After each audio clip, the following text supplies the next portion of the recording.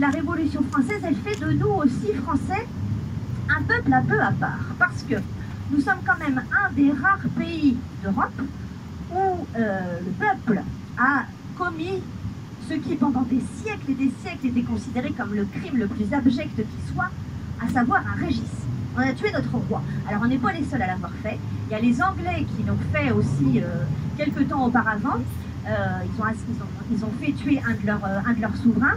Mais chez eux, ça a conduit à une monarchie constitutionnelle. Ce qui a failli être le cas d'ailleurs chez nous en France aussi. Au tout début de la Révolution française, on a failli avoir une monarchie constitutionnelle. Et puis ça s'est pas fait. Parce qu'au gré des événements, on a véritablement fait table rase de tout ce qui pouvait rappeler la royauté et la monarchie pour finalement aboutir à une république. Je vous rappelle déjà que la toute première république française est votée le 21 septembre 1792 et c'est en ça vraiment que nous sommes un peuple à part. Donc oui, nous sommes un peuple régis. Ouais. On a osé tuer la figure du roi. Il faut bien garder en tête aussi que le roi, pendant des siècles, n'a pas du tout la même figure, la même autorité que nos présidents de la République actuelle. Vous savez, je le sais, mais je vous le rappelle quand même, la monarchie française était une monarchie de droit divin qui existait, enfin qui avait été mise en place finalement en France, la monarchie, ce système de royauté, depuis le VIe siècle, avec Clovis.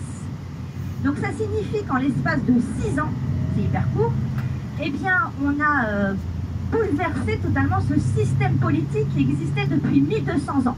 Voilà, donc en 6 ans, il y a 1200 ans qui sont finalement envoyés dans la poussière. Et donc ce monarque, qui est donc un monarque de droit divin, c'est une figure sacrée aux yeux des Français, au moins jusqu'à la Révolution, et même un peu avant, jusqu'au siècle des Lumières, parce que c'est vraiment Rousseau, Voltaire et tout ça, et eux, qui vont un petit peu mettre à mal cette figure sacrée du roi. Alors ça ne veut pas dire qu'on considérait que le roi de France avait des pouvoirs magiques et qu'il était un dieu sur terre, c'est pas comme les pharaons d'Égypte, mais le roi est quand même élu de Dieu, du moins la famille royale est élue de Dieu. Il est une espèce d'intercesseur entre le peuple sur terre et Dieu dans le ciel, donc c'est vraiment un personnage extrêmement important. Et puis le roi est également vu comme un père du peuple. Alors, et puis en plus de ça, il va se passer en 1788 un événement qui paraît anodin, mais dont on parle finalement tous les jours, à savoir la météo. Ah, il suffit de peu de choses des fois pour que les choses capotent. La météo est exécrable en 1788. Alors l'hiver, il fait un froid polaire. Ça veut dire qu'on ne va pas pouvoir semer le grain à la fin de l'hiver, parce que les sols sont encore gelés. Au printemps, il va pleuvoir des trombes d'eau. Donc le peu de blé qui va pousser va pourrir. Donc ça veut dire que les récoltes sont nulles, on va dire comme ça. Donc peu de farine, et le peu de farine qu'il y a va évidemment coûter bien plus cher qu'auparavant. Est-ce qu'on augmente les salaires pour autant? Non. Donc ça veut dire qu'une partie des Français va véritablement commencer à mourir de faim, à ne plus pouvoir s'acheter de farine et donc à ne plus pouvoir manger de pain. Je vous rappelle aussi, même si je sais que vous le savez, qu'à ce moment-là, la France, elle est divisée en 3 catégories, en 3 grands groupes. Vous avez la noblesse, voilà, qui représente à peu près 1,25% de la population. Donc ce sont eux qui détiennent vraiment les terres. Ce sont les nobles, ça peut être des princes de sang, des prélats, des marquis, des ducs, des comtes, etc. Vous avez aussi le clergé, donc c'est tous ceux qui vivent pour et par la religion. Et enfin le tiers-état, qui représente quand même 95% de la population, le tiers-état. Alors le tiers-état, on a souvent tendance à... la première image qu'on a, c'est le sans-culotte ouvrier qui crève de faim. Alors il y a ça, mais le tiers-état, en réalité, vous avez l'ouvrier, le paysan, mais vous avez aussi la haute bourgeoisie. Les médecins, les avocats, les notaires, etc. Et donc tous ces gens-là, tous ces députés vont se retrouver à Versailles au mois de mai 1789. Voilà, donc c'est une réunion des États généraux qui est censée durer plusieurs semaines. Ça prend du temps quand même de trouver les solutions pour mieux gouverner la France. Et puis voilà, ça va de discours en discours. Mais ça se passe pas bien. Alors il y a Louis XVI qui fait un discours. Ah, les gens sont pas contents. En tout cas, les députés du tiers-état sont pas contents parce qu'ils se disent « Non mais là, en fait, le roi ne nous écoute pas du tout. il fait un discours mou. En gros, on comprend bien qu'il ne veut strictement rien changer à la politique. Il a même l'air un peu absent. Alors, pour la défense de Louis XVI, c'est exactement à ce moment-là, pendant l'ouverture des États généraux, que son fils aîné va mourir. Il avait un petit garçon, donc il s'appelait Louis-Joseph. Il meurt à ce moment-là. Donc bon, on peut peut-être aussi comprendre que forcément il soit un petit peu ailleurs. Mais bref, quoi qu'il en soit, donc les députés du tiers-État se sentent vraiment incompris, pas entendus même, je dirais. Bon. Et donc à un moment donné, il va se passer quelque chose d'extrêmement fort et qui va véritablement changer la phase de l'histoire, et c'est vraiment à ce moment-là que ça commence. Les députés du tiers-État vont décider de se proclamer, tenez-vous bien, Assemblée nationale constituante. C'est beau, hein, c'est pompeux. Grosso modo, ça veut dire quoi? Ça veut dire qu'à partir de maintenant, Louis XVI n'est plus roi de France, mais roi des Français, et que le peuple est souverain. C'est un peu comme si aujourd'hui, en plus du gouvernement d'Emmanuel Macron, vous aviez une assemblée qui gouverne également en même temps, mais qui soit totalement étrangère à lui, voilà, qui soit autonome. Alors là, moi, ce qui me sidère à chaque fois, c'est de constater qu'en fait, Louis XVI a laissé faire. Et c'est ça aussi qui joue, à quel point sa personnalité a joué. Avec un autre roi, cette nouvelle assemblée constituante, elle aurait été tuée dans l'œuf immédiatement. Louis XVI, il les laisse faire. Parce que Louis XVI a une angoisse dans sa vie, c'est les émeutes et c'est les morts. Tout le temps de la Révolution française, il va tout faire pour éviter qu'il y ait des morts. Et nous nous approchons tout doucement donc de ce quartier de l'Odéon qui là par contre a été véritablement le fief, je dirais, des révolutionnaires, parce que c'est là que se trouve un café très célèbre qui attire encore pas mal de monde aujourd'hui, qui a été ouvert en 1686 et qui s'appelle le Procope. Voilà. Alors le Procope au début c'était vraiment le QG des Lumières, hein. C'est là où Diderot et d'Alembert auraient rédigé une partie de leur encyclopédie. Il y a eu Voltaire, il y a eu Rousseau, et puis quelques années après, eh bien, ce sont les révolutionnaires qui vont prendre le relais. Donc dans ce café du Procope, alors ils avaient plein d'autres QG bien évidemment, mais c'est vrai que le Procope c'est un lieu vraiment qui va énormément les accueillir. C'est dans le Procope d'ailleurs que pour la première fois on va poser le bonnet phrygien sur la tête d'un révolutionnaire. C'est aussi dans ce café-là que, d'après la légende, Hébert, qui était un révolutionnaire acharné, là c'est lui qui va porter l'acte d'accusation le plus terrible durant le procès de Marie-Antoinette, j'y reviendrai, mais c'est là où Hébert, à un moment donné, apparemment dans une fougue absolument monumentale, aurait cassé le marbre du bureau de Voltaire, et c'est là où donc Marat, Danton, Camille Desmoulins se réunissaient. Alors Marat, il n'habite pas dans ce quartier-là, mais en fait son éditeur, parce que Marat est un journaliste qui va rédiger ce journal prénommé L'Ami du Peuple, son imprimeur, habite juste à côté, donc il y vient très souvent. Mais à la fin de sa vie, il va donc venir s'installer juste à côté, rue de l'École de médecine. Et c'est dans cette rue, dans son appartement, dans lequel il vit avec son épouse, qu'il va être assassiné par une jeune femme qui venait de Normandie, j'ai nommé Charlotte Corday. Voilà. Charlotte Corday, tiens, j'en profite, en fait, elle débarque à Paris, donc avec vraiment cette idée en tête d'assassiner Marat. Alors, les guides touristiques n'existent pas à l'époque, donc Charlotte Corday, elle arrive dans la capitale, elle ne sait absolument pas où se trouve l'Assemblée. Elle ne connaît absolument pas la ville, donc pendant plusieurs jours elle va errer dans les rues, elle va tenter d'aller voir Marat à l'Assemblée qui se trouvait donc à côté de la place de la Concorde quelques années après, là, en 1794, mais il n'est pas là ce jour-là.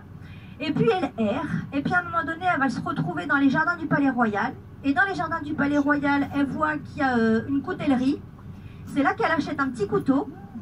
Et elle continue donc son chemin, et puis elle se rend donc chez Marat, qui, vous le savez, avait des problèmes de peau assez conséquents, donc il devait prendre des bains très régulièrement, et donc c'est dans sa baignoire que Charlotte Corday va l'assassiner. Il y a un autre très beau tableau de Jacques-Louis David qui représente donc la mort de Marat. Alors clairement, il va être vu comme une espèce de martyr de la Révolution, hein, Marat. Voilà. Attendez, je regarde juste où on va ensuite.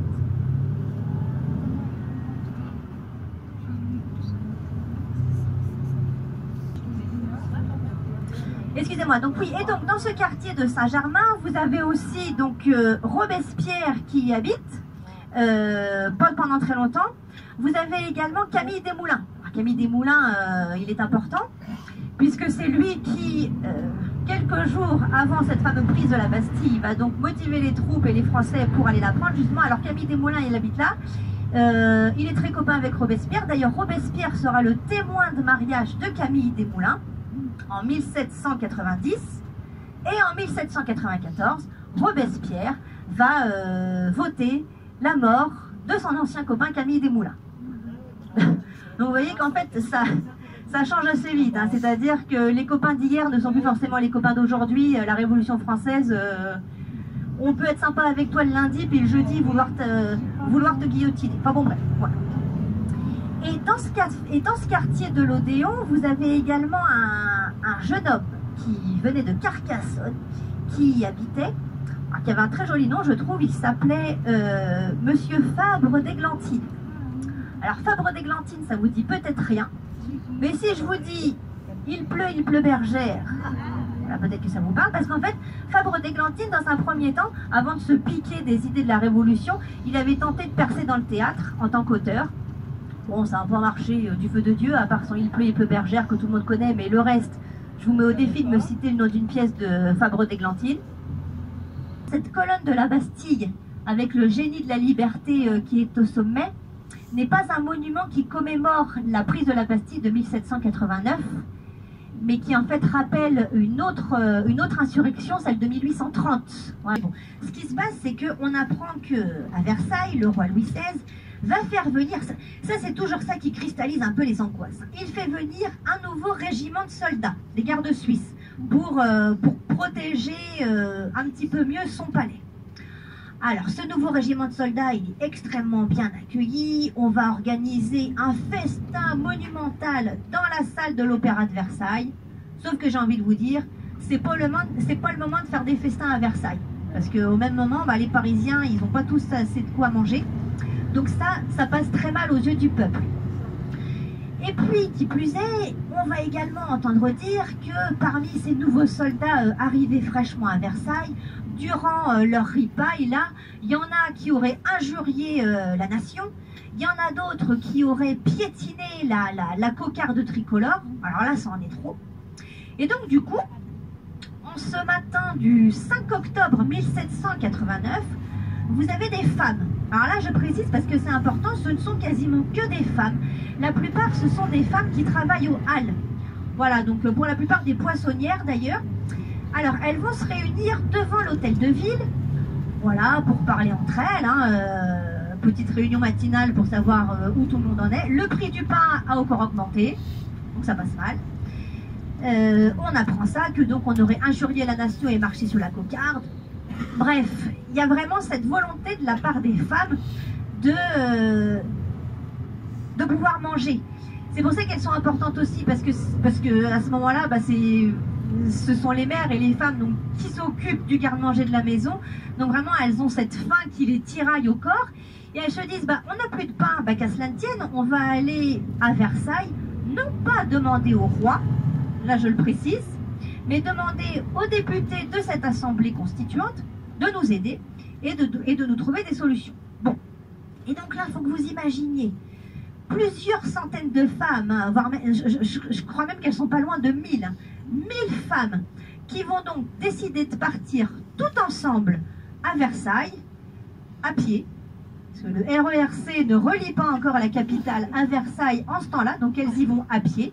On est au mois d'octobre, il pleut des trombes d'eau, elles sont en sabots, elles sont armées d'armes qu'elles ont pu piocher un petit peu partout, hein, des pics, voilà, mais donc elles marchent pendant des heures et des heures, il leur faut quasiment la journée. Elles arrivent à Versailles, à l'Assemblée, là où l'Assemblée siège, donc dans la salle des menus plaisirs, puisque l'Assemblée avait retrouvé sa salle originelle. Et donc là, elles vont voir les députés. Il y a Bailly qui est là, qui était le président. Alors Bailly, pour le dire un petit peu grossièrement, ça l'emmerde plus qu'autre chose, qui ces femmes-là qui viennent le voir pour lui demander du pain. Donc pour s'en débarrasser, il va leur dire, écoutez, c'est pas moi que ça concerne, si vous voulez du pain, mesdames, il faut aller voir le roi. il est juste à côté, il est dans son château à Versailles, allez-y, hop hop hop, tout ira bien. Bon. Donc elle se dirige dans le château de Versailles. Il va y avoir une douzaine de femmes qui vont être sélectionnées, je ne sais pas si c'est le bon mot, mais bon, elles vont être sélectionnées et elles vont pouvoir être introduites dans le bureau de Sa Majesté. Alors Louis XVI, autant vous le dire, il tombe des nues, il ne comprend pas, là, il dit, ah bon, il y a des dames qui veulent me voir, qu'est-ce qui se passe? Alors on lui dit, bah oui, mais elles ont faim. Ah bon? Bah oui. Alors il y a ces petites dames qui viennent le voir comme ça, elles sont très jeunes, hein. Il y en a une, elle a même pas 17 ans. Et d'ailleurs, celle qui est toute jeune, elle est mignonne, elle va, au moment où elle va voir Louis XVI, elle va s'évanouir. Tellement elle est émue de le voir en vrai, parce que c'est ça aussi qu'il faut bien garder en tête. Nous, Emmanuel Macron, Michel Barnier et tout ça, on les voit tous les jours à la télé. À l'époque, la figure du roi, pour beaucoup, on ne sait pas à quoi elle ressemble. Donc c'est quand même assez émouvant pour beaucoup de personnes. Et donc cette petite s'évanouit et elle va juste avoir le temps de murmurer à l'oreille de Louis XVI, du pain s'il vous plaît. Et donc là, Louis XVI, branle-bas de combat, il appelle toute sa garde en disant, ramenez-moi toutes les miches de pain que vous pourrez trouver à Versailles. Il ramène le pain, bon, la plupart des dames sont contentes, elles se disent, on a obtenu gain de cause, donc la plupart vont rentrer à Paris, le soir même, toujours à pied, hein. Mais il y en a certaines qui vont rester. Elles vont rester campées, en fait, devant le château de Versailles. Et alors là, c'est un peu obscur ce qui se passe. On ne sait pas trop, les historiens ne savent pas trop.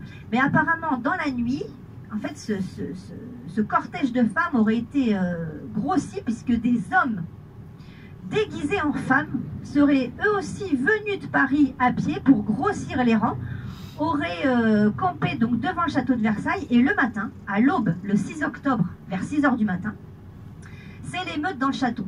C'est-à-dire que vous avez donc des Parisiens qui vont envahir les portes du château. Alors je précise qu'en fait c'est assez facile de rentrer dans le château de Versailles. Autant c'est la croix et la bannière pour apercevoir le palais de l'Élysée depuis la rue, on ne peut pas. Autant à l'époque, rentrer dans le château de Versailles c'était extrêmement facile parce que les grilles étaient ouvertes tous les jours pour le tout venant. Vous pouviez rentrer dans le château de Versailles, il n'y avait pas de problème, il fallait juste pour les messieurs que vous ayez une épée, parce que c'était le signe de noblesse, mais à part ça c'est tout. Voilà. Donc c'est assez facile de rentrer dans le château, du moins dans la grande cour sur la place d'Armes, pas dans les appartements quand même, faut pas exagérer. Mais quoi qu'il en soit, donc là l'émeute commence, les insurgés rentrent dans le château, on commence à assassiner les gardes qui sont là. Il est 6 h du matin, hein, donc le roi et la reine et leurs enfants dorment encore. Et là vous avez un des domestiques de Marie-Antoinette qui va en toute hâte courir dans les appartements de la reine, tambouriner à la porte de la reine en disant « Majesté, Majesté, réveillez-vous, le château est envahi ». Marie-Antoinette a juste le temps de se réveiller. Elle ne peut pas sortir de sa chambre par les deux entrées officielles, enfin par les deux portes de chaque côté de sa chambre, parce qu'en fait elle est prise en sandwich par les insurgés, donc elle va prendre une petite porte dérobée qui se trouve donc derrière son lit pour rejoindre Louis XVI, qui avait lui d'ores et déjà récupéré leurs deux enfants. Enfin, en bas du balcon de la chambre du roi, c'est l'émeute aussi. On hurle comme pas possible parce qu'on veut voir le roi. Donc Louis XVI se met au balcon et tout le monde crie « Le roi à Paris ». Et ce que le peuple réclame finalement, c'est que la famille royale quitte Versailles pour toujours. Le carrosse va mettre 7 heures pour faire Versailles-Paris, parce qu'en fait, il est escorté par une horde de manifestants qui brandissent des têtes coupées sur des pics, on crache sur le carrosse, donc ça met énormément de temps pour revenir. Et donc au bout de 7 heures, la famille royale est enfin de retour à Paris. Alors ils ne le savaient pas, mais ils ne remettront strictement plus jamais les pieds à Versailles. Hein, ce jour-là, du 6 octobre 1789, pour toujours, le château de Versailles est abandonné par la famille royale. Voilà. Le roi et la reine sont accueillis par le maire de la ville, Bailly, qui dit à Louis XVI « Sire, quel beau jour que ce jour où les Parisiens récupèrent enfin leur souverain. » Ils vont être logés donc au palais des Tuileries. Il faut juste faire abstraction de ce qui se passait sur la place de l'hôtel de ville de façon concomitante, parce que cette place de l'hôtel de ville, pendant des siècles, c'était la place des exécutions. C'était la place de grève qui se trouvait là, voilà. qui s'appelait comme ça. Alors d'ailleurs oui, parce que quand il n'y avait pas d'exécution, il ne faut pas non plus penser qu'il y avait des exécutions tous les jours, il y avait un marché. Et vous aviez pas mal de personnes, aujourd'hui on appelle des chômeurs, quoi, des gens qui cherchaient un petit travail, qui venaient donc sur ce marché-là demander une petite mission à la journée. Et comme ce marché se trouvait juste au bord de la Seine, donc au bord de la Grève, rive, grève, voilà, ça veut dire la même chose. Donc on disait de ces personnes-là qui venaient chercher du travail qu'ils venaient faire grève, ça veut dire qu'ils venaient chercher du boulot. Donc en fait le sens a complètement changé. Ah oui, c'est plus du tout le même. Aujourd'hui faire grève c'est t'arrêtes de travailler. À l'époque faire grève ça voulait dire venir, alors à l'origine ici, parce que l'expression vient de ce lieu-là, mais venir chercher du travail.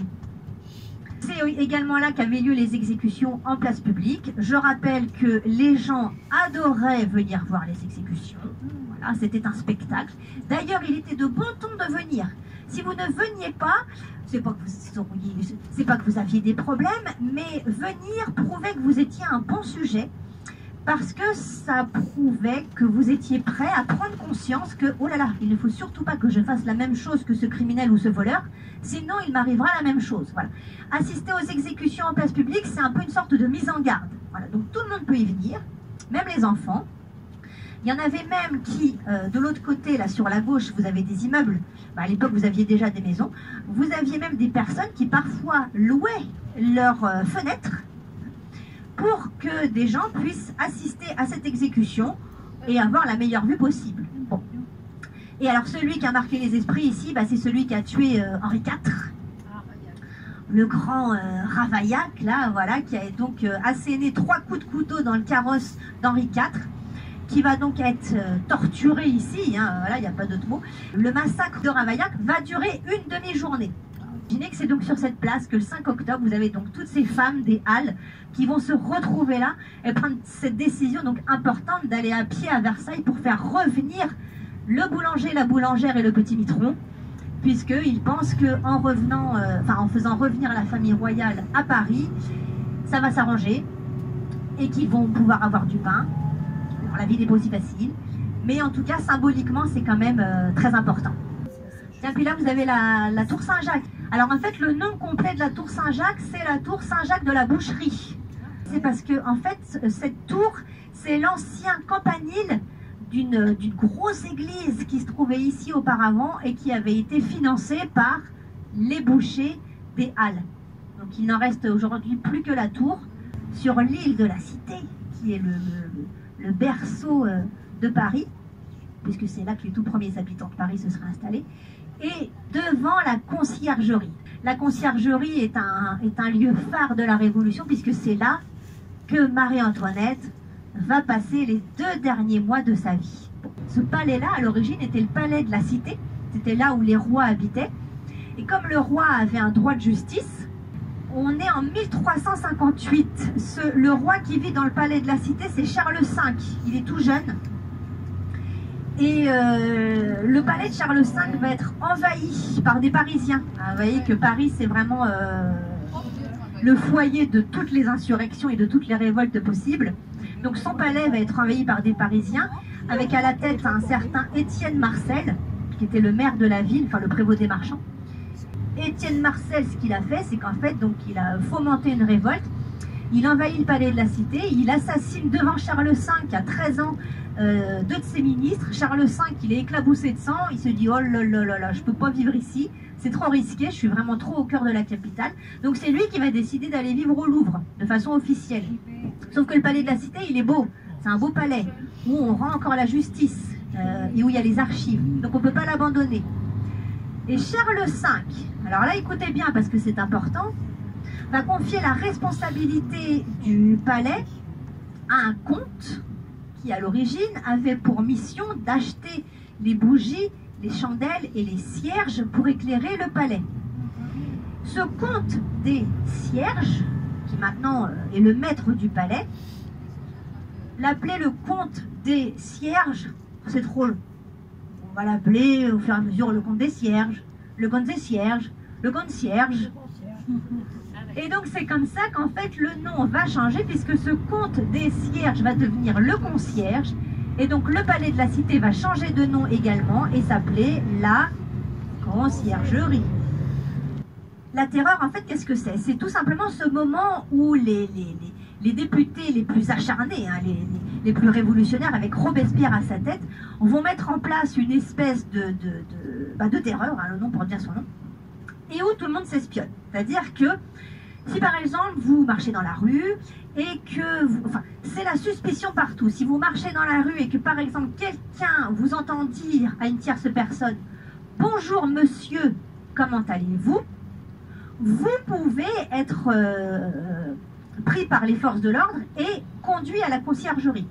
Alors qu'est-ce que vous avez fait de mal quand vous avez dit « Bonjour monsieur, comment allez-vous » Ah, alors voilà, déjà monsieur ça vient de Monseigneur. Ah bah je vous rappelle qu'on a aboli les privilèges. Bah qu'est-ce que c'est que ça? Ah non, non, les seigneurs n'existent plus, c'est fini. Et puis, alors à la place, il faut dire, je l'ai entendu, citoyen. Voilà, bonjour citoyen, comment vas-tu? Le vouvoiement est interdit. Le vouvoiement est un signe de noblesse également. Voilà, donc il faut absolument se tutoyer. Et donc, vraiment, c'est un climat de peur qui va régner dans la capitale à ce moment-là. C'est le moment le plus noir de l'histoire de la Révolution, véritablement. Bon. En règle générale, on ne restait pas longtemps à la conciergerie, c'est allé assez vite. En fait, c'était une prison dans laquelle on pouvait rester grand maximum 2 semaines parce que votre jugement avait lieu assez vite.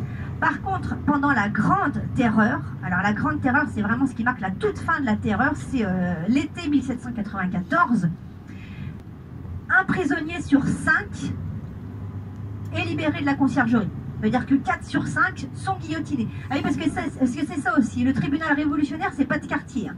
Il n'y a pas de possibilité de faire appel. Et c'est soit l'un ou soit l'autre. Soit vous êtes libéré, soit vous êtes guillotiné. Il n'y a pas la possibilité de faire quelques temps de prison. Non, non, c'est pas possible. On est le 2 août 1793. À ce moment-là, Marie-Antoinette, le matin en tout cas, elle est prisonnière dans la prison du Temple. Alors, elle y est avec sa fille et sa belle-sœur. J'allais dire son petit garçon. Alors non, son petit garçon est à la prison du Temple aussi, mais pas avec elle. Il a été séparé de sa mère. Donc, le matin du 2 août 1793, on toque à sa porte. Il y a des soldats de la Révolution qui viennent l'accueillir et qui l'informent qu'elle est mise en accusation par le tribunal révolutionnaire. Elle sait très bien ce que ça veut dire. Elle sait que la mort est certaine et aussi qu'elle ne reverra plus jamais ses enfants. C'est terminé. Donc, elle leur dit adieu. Elle est conduite à la conciergerie. Elle va y rester donc 2 mois. Alors, au début, tout est relatif. Elle n'est pas trop maltraitée, je dirais. Elle a une servante qui s'occupe d'elle, de son linge et des repas. Alors par contre, elle est mise à l'isolement. Elle n'a pas le droit de sortir. Elle peut recevoir par contre des visites. Et d'ailleurs, un jour, elle va recevoir la visite d'un chevalier, le chevalier de Rougeville, qui va, bon, je ne rentre pas dans les détails parce que c'est un peu complexe, mais qui va jeter sur le sol une petite fleur, un œillet. Et dans cet œillet, il y avait un mot qui était destiné donc à la reine, lui disant « Je peux vous faire sortir de la prison ». Pour cela, il faut juste qu'elle mette au parfum le gardien de sa geôle, qui s'appelait Gilbert. Et donc elle va promettre beaucoup d'argent à Gilbert s'il la fait, s'il lui permet de s'évader. Sauf que Gilbert, la veille de l'évasion, prend peur. Il a peur que ça se sache, et donc il va tout révéler à ses supérieurs. Et à partir de ce moment-là, l'enfer commence pour elle, parce qu'on va la changer de cellule. Et alors, c'est des choses toutes bêtes, mais qui, mine de rien, comptent beaucoup dans ces moments-là. On va lui supprimer sa montre.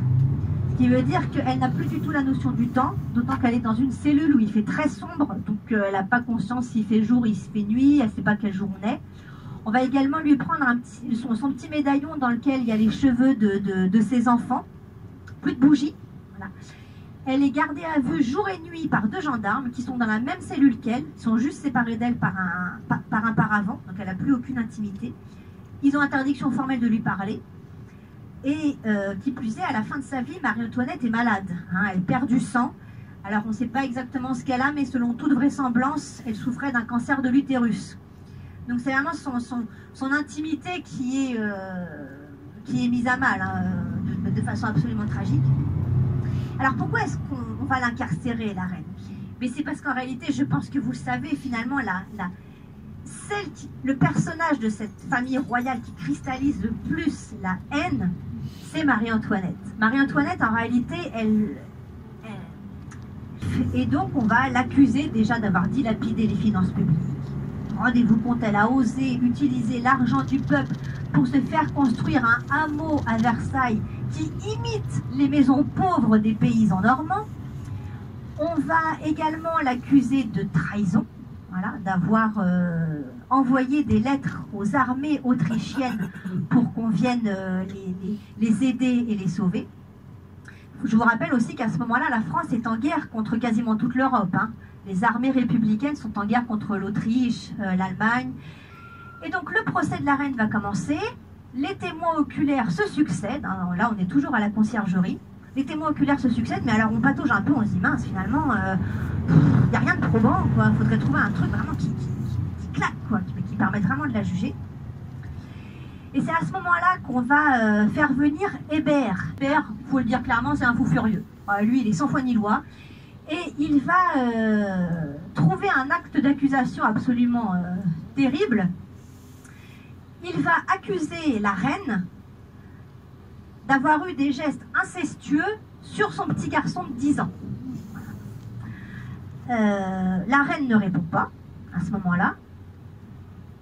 Et il va y avoir un des jurés qui va demander, dites-nous, alors on l'appelle pas la reine, on l'appelle la veuve Capet. Veuve Capet, veuillez répondre à cet acte d'accusation. Et c'est là où elle va avoir cette phrase qui est restée célèbre.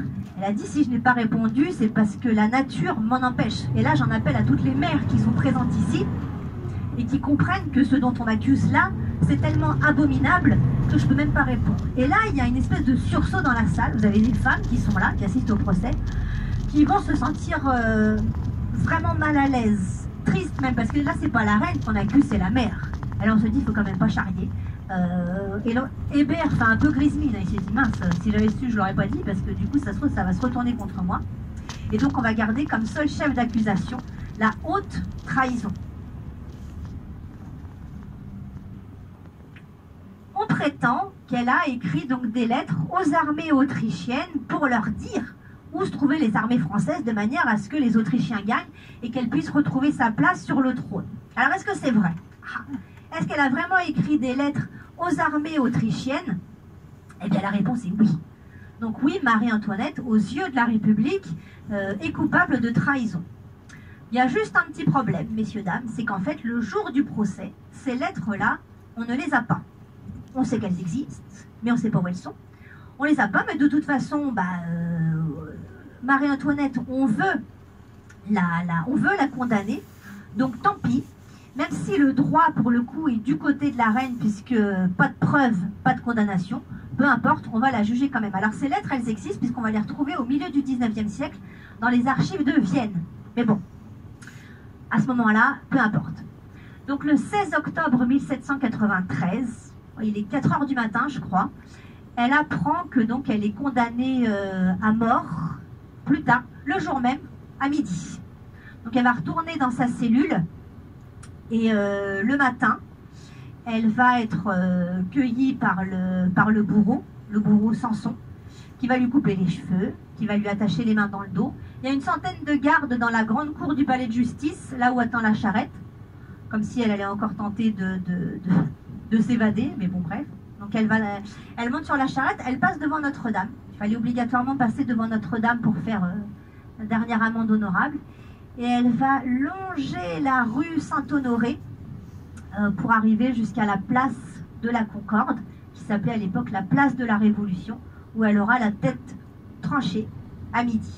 Pile. Voilà. Alors son corps va être jeté dans la fosse commune, tout comme le corps de Louis XVI aussi. On ne leur fait pas de sépulture particulière. Non, parce qu'il y aurait trop le risque qu'après il y ait trop de dévotion et que ça devienne un lieu de pèlerinage. Donc on les jette dans la fosse publique. Donc c'est pour ça que quand aujourd'hui on va à la basilique Saint-Denis, où vous avez le tombeau de Louis XVI et de Marie-Antoinette, en vérité il est peu probable que ce soit vraiment leur reste qu'on ait récupéré, parce que bon... comment reconnaître un squelette, un cadavre à ce moment-là, c'est très difficile, mais bon.